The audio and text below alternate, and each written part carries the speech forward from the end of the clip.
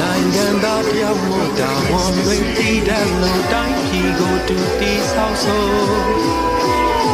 ရှိကိုတွေ့တော့ကိုတိုင်းမင်းတဲ့လို့ကိုကကြမကိုပန်းတီဖို့မေပေဆိုဒီမြရှိတဲ့ racism တကူမရလာတဲ့ခွင့်ရမို့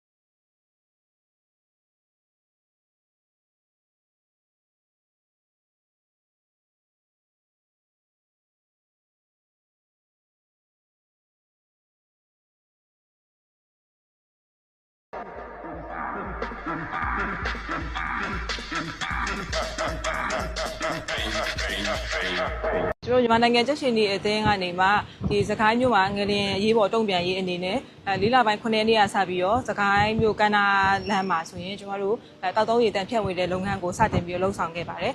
အခုဒီလကုန်ပေါ့နော်မေလကုန်မှာဆိုတော့ကျွန်တော်တောက်သုံးရည်ဖြတ်ဝင်တဲ့အစီအစဉ်ကိုရန်နာတော့မှာပဲဖြစ်ပါတယ်29ရက်5လအထိကိုကျွန်တော်တောက်သုံးရည်ပေါင်း9,900,000ကျော်ပေါ့နော်ဒီမြို့ပေါ်ရက်ကွက်တွေနဲ့ငလျင်ထိခိုက်ခံစားရတဲ့ကြေးရွာတွေမှာဖြန့်ဝေပေးပြီးသွားပြီဖြစ်ပါတယ်ဒီလမကုန်ခင်အထိတော့ကျွန်တော်ရေဆက်ပဲဖြတ်ဝေပေးပြီးတော့လကုန်ရဲ့အချိန်မှာတော့ကျွန်တော်ဒီကန္နာလမ်းမှာထားတဲ့ကျွန်တော်တို့ရေတန်းအဆက်ကိုဖတ်တင်ပြီးတော့ပဲတင်ဆက်တော့မှာပဲဖြစ်ပါတယ်။ကျွန်တော်တို့ကမိုးလဲပြန်ကျလာပြီပြီးတော့နောက်တစ်ခုကကျတော့